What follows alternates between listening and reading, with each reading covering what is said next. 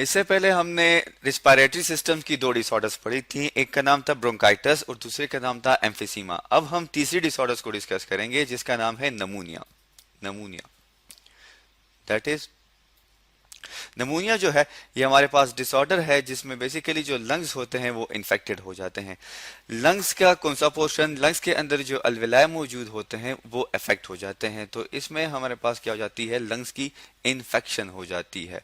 Infection की वजह से लंग्स जो है उसकी प्रॉपर एरिएशन नहीं होती, ब्लड के साथ ऑक्सीजन जो है वो मिक्स नहीं होता जो कि एयर के थ्रू इंटर होता है लंग्स में। इसके बाद हम बात कर लेते हैं दूसरी चीज की जिसको हम कहते हैं, अगर ये जो है नमूनिया जो है ये अगर हमारे दोनों लंग्स को हो जाए तो उसे हम कहते हैं डबल नमूनिया। डबल नमूनिया, डबल नमूनिया वो है जिसमें दोनों लंग्स अफेक्टेड हो जाती हैं। अब अगर हम बात करें नमूनिया के बारे में और मजीद जानने की कोशिश करें तो इसकी कॉज क्या है, ठीक है जी। कॉज, कॉज जो है इसके हमारे पास जो है एक बैक्टीरिया है जिसे हम कहते हैं स्ट्रेप्टोकोकस, COCUS, स्ट्रेप्टोकोकस। स्पेलिंग को ठीक कर लेते हैं, that is streptococcus. Coccus pneumoniae, P silent है, MONI, ए के बाद ई, विच मीन्स स्ट्रेप्टोकोकस नमूनाई। ये हमारे पास एक बैक्टीरिया होती है, ये इंटर हो जाती है लंग्स में थ्रू एयर। जब ये इंटर हो जाते हैं लंग्स में तो जैसे ही ये वहां पे सेटल डाउन हो जाते हैं, दैट इज सेटल डाउन, ठीक हो गया। अब जब ये सेटल हो जाएंगे तो इसके बाद क्या होगा, जैसे ही इन्हें फेवरेबल कंडीशन मिलेगा तो ये क्या करेंगे, रिप्रोडक्शन शुरू कर देंगे और अपने नंबर को या अपने नंबर ऑफ इंडिविजुअल्स को इंक्रीज कर देंगे। जब ये नंबर ऑफ इंडिविजुअल्स को इंक्रीज कर देंगे तो उससे क्या होगा कि जितने भी इंडिविजुअल होंगे वो लंग्स के हर एक टिश्यू में इंटर हो जाएंगे, जिसकी वजह से जो लंग्स के टिश्यू होंगे वो डैमेज हो जाएंगे या उनमें इन्फेक्शन कॉज हो जाएगी। अब जब इन्फेक्शन कॉज हो जाएगी तो उसका अल्टरनेट क्या होगा, उसका अल्टरनेट ये हो जाता है कि जो फ्लूइड मौजूद होता है लंग्स में वो इंक्रीज हो जाता है इन नंबर, जिसको हम कहते हैं पस या फ्लूइड। ये दोनों जो हैं ये हमारे लंग्स में बढ़ जाते हैं। जब ये बढ़ जाते हैं तो ये जो स्ट्रेप्टोकोकस नमूनाएं होती है इसकी अमाउंट मजीद बढ़ना शुरू हो जाती है। अब जो है इसके बारे में ये भी कहा जाता है कि ये बेसिकली इस बैक्टीरियम के अलावा वायरल इन्फेक्शन से भी हो सकती है। मतलब कोई वायरसेस हैं जैसे कि फ्लू के वायरस, ठीक है जी, वो क्या करते हैं, वो मूव कर जाते हैं लंग्स में और लंग्स में मूव करने के बाद वो क्या करते हैं, वो टिश्यू को ब्रेक करना शुरू कर देते हैं, जिसकी वजह से क्या होता है एग्जैक्टली वही कि पस और फ्लूइड की डिपोजिशन हो जाती है, वो वहां पे जमा हो जाते हैं और जमा होने के बाद वो अफेक्ट करते हैं हमारे रिस्पायरेटरी सिस्टम को।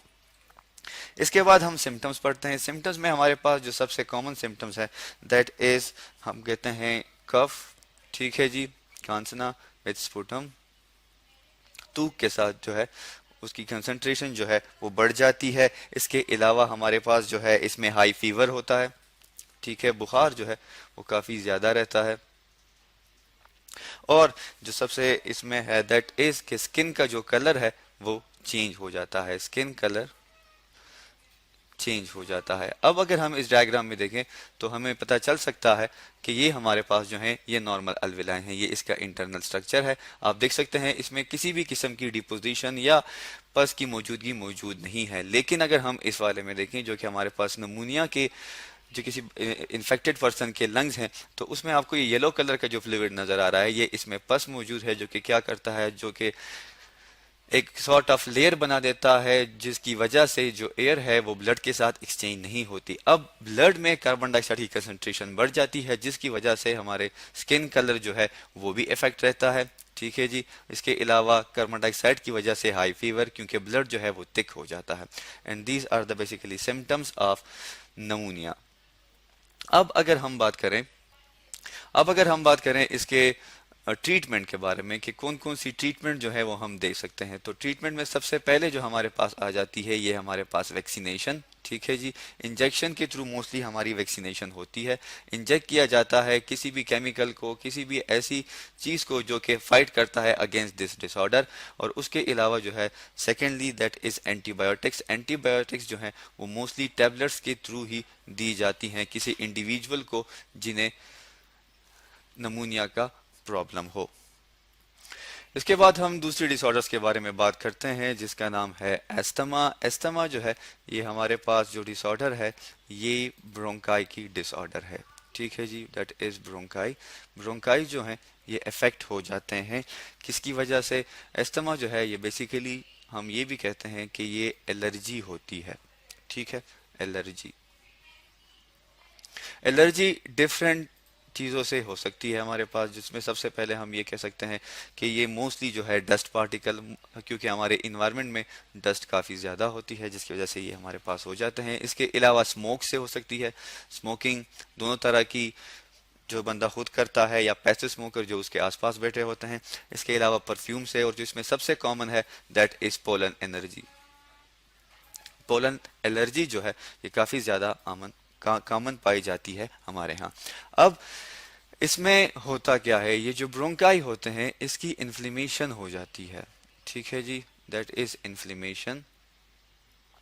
इन्फ्लेमेशन की वजह क्या है? इन्फ्लेमेशन की वजह ये है कि जब ये डस्ट पार्टिकल हमारे ब्रोंकाई में ट्रैप हो जाते हैं तो ये जो ब्रोंकाई के वॉल्स होते हैं उन्हें ये अफेक्ट कर देते हैं। किस तरह? वॉल्स जो होती हैं, ठीक है, वॉल्स ऑफ ब्रोंकाई ये अफेक्ट हो जाती हैं। ठीक है जी, किस तरह? इस तरह कि इसके पास मौजूद होते हैं म्यूकस ग्लैंड। ठीक है जी, म्यूकस ग्लैंड। अब ये म्यूकस ग्लैंड्स क्या करते हैं? म्यूकस ग्लैंड क्या करते हैं, ये बार बार सिक्रीट करते हैं म्यूकस को, बार बार सिक्रीट करते हैं म्यूकस को। अब एक चीज की जब बार बार स्टिमुलेशन होगी, वो बार बार म्यूकस सिक्रीट करेगा तो उसमें इन्फ्लेमेशन हो जाती है। इन्फ्लेमेशन की वजह से क्या होती है कि जो एयर पैसेज वे है वो शॉर्ट हो जाती है और एयर के लिए मूव करना टू द लंग्स वो मुश्किल हो जाती है। इसके अलावा ये भी कहा जाता है इसके बारे में, अगर हम इस डायग्राम में देखें तो हमें ये पता चलता है ये हमारे पास जो है ये नॉर्मल है और ये हमारे पास वो जिसको अस्थमा का प्रॉब्लम है। अब अगर देखा जाए तो हमें ये पता चलता है कि यहाँ पे कुछ मसल्स होते हैं जिसको मैंने ये ब्लैक कलर कर दिया है। इन नॉर्मल केस ये कॉन्ट्रैक्ट नहीं होते, ये मसल्स होते हैं। ठीक है, लेकिन in the case of asthma ये कॉन्ट्रैक्ट हो जाते हैं। ठीक है जी, कॉन्ट्रैक्ट हो गए, आप देख सकते हैं स्टिफन हो गए हैं ये मसल्स, इन लोगों ने कॉन्ट्रैक्ट कर लिया है जिसकी वजह से जो ब्रोंकाई है उसकी जो ओपनिंग होती है वो शॉर्ट हो जाती है। अब ब्रोंकाई जो ब्रोंकाइटिस डिसऑर्डर है और एस्थमा में फ़र्क क्या है? दोनों में फ़र्क ये है कि एस्थमा जो है ये ब्रोंकाई से एक्सटेंड कर जाती है इनटू द लंग्स। ठीक है जी, जबकि इन केस ऑफ ब्रोंकाइटिस ऐसा नहीं होता, वो सिर्फ और सिर्फ ब्रोंकाई तक ही लिमिट रहती है। अब अगर हम देखें तो इसके सिम्टम्स में हमारे पास कौन कौन से आ जाते हैं? सिम्टम्स